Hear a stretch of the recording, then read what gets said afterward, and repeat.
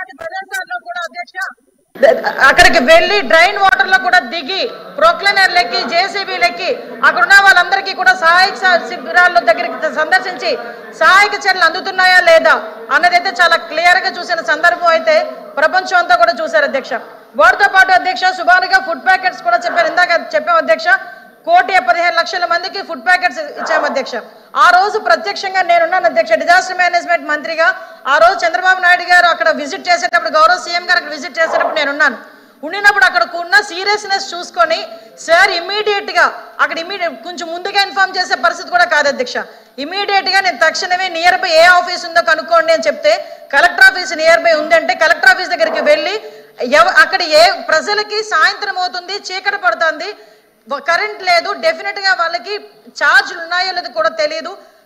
కొవ్వొత్తుల దగ్గర నుంచి అగ్గిపెట్టెలు తడిచిపోతే లైటర్లు కూడా అధ్యక్ష అవన్నీ కూడా సరఫరా చేయమని చెప్పిన వ్యక్తి ఎవరున్నారు అధ్యక్ష? వినండి, మనకి ఎలాగో ఆలోచన రాదు మొత్తం అధ్యక్ష. ప్రతిపక్షం ఇవన్నీ ఇలా జరుగుతుంటే అధ్యక్ష, ప్రతిపక్ష నాయకుడి కింద జగన్మోహన్ రెడ్డి గారు ఆ రోజు వచ్చారు అధ్యక్ష. మొత్తం 20 రోజుల పైన విజయవాడ జల దిగ్బంధం అయిపోతే 20 నిమిషాలు కూడా ఒక కార్పెట్ వేసుకొని అక్కడ కూడా దిగకుండా ఒకసారి చూసి బయటకు వచ్చి సాక్షి పేపర్లో తప్పుడు రాతలు రాసే పరిస్థితి. నేను ఎందుకంటే బాధపడుతూ చెప్తున్నాను అధ్యక్ష, ఒక పక్క నుంచి జనాలు 43 మంది చనిపోయారు, ఒక పక్క నుంచి జనాలకి తిండి లేక అల్లాడుతూ ఉంటే అందరం కలిసి వెళ్ళి పనిచేయాల్సింది పోయి ఏదో సవాళ్ళ దగ్గర రాబందుల్లా కూర్చొని ఎక్కడ ఏ సభ వస్తుంది, ఎక్కడ ఎవరు ఏడుస్తూ కనిపిస్తారు, కెమెరా పట్టుకొని తీద్దామని చెప్పి రెడీగా ఉండే సాక్షి పేపర్ కూడా ఈ రోజు మాట్లాడే పరిస్థితి అధ్యక్ష. ఇంకో విషయం అధ్యక్ష, సెంట్రల్ గవర్నమెంట్ నుంచి అధ్యక్ష, ఇంకో విషయం అధ్యక్ష ఇంకా అవ్వలేదు అధ్యక్ష. క్వశ్చన్స్ అడిగారు, సమాధానంలో చెప్తున్నాను అధ్యక్ష వినాలి అధ్యక్ష. అలాంటి భాష ఓకే, నేను ఏదైనా తప్పుగా మాట్లాడినట్టు అనిపిస్తే సభ దృష్టిలో నేను క్షమించమని కోరుతున్నాను. అవి రికార్డు నుంచి తొలగించండి. ఓకే, నేను ఒకటే క్లియర్ చెప్తాను అధ్యక్ష, నేను అపాలజీ చెప్పా. నేను మన సభా సాంప్రదాయం ప్రకారంగా కాకుండా ఏదైనా పదం నా నోటి నుంచి తప్పుగా వస్తే సభాపూర్వకంగా క్షమించి రికార్డు నుంచి తొలగించండి. ఓకే, అదొకటి అధ్యక్ష.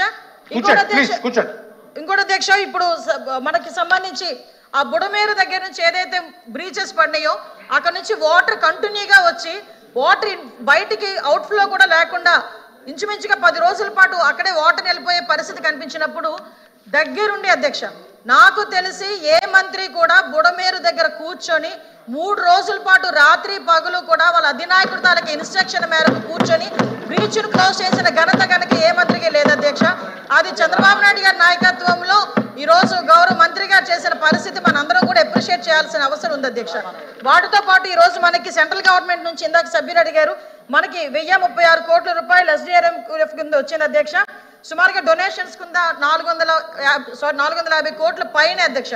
ఇక్కడ కూడా ఒక విషయం చెప్పాలి అధ్యక్ష, అంటే ఇప్పుడు ఒక మంచి పని చేసేటప్పుడు ఎంతమంది ముందుకు వచ్చి వాళ్ళ కంట్రిబ్యూషన్ చెప్తారని చెప్పడానికి చిన్న పిల్లలు వాళ్ళ కిడ్నీ బ్యాంకుల్లో దాచుకున్న డబ్బులను కూడా తీసుకొచ్చి CMRF కింద విజయవాడ ఫ్లడ్స్ కింద డబ్బులు ఇచ్చిన పరిస్థితి కూడా ఈ సందర్భంగా గుర్తు చేయాలి.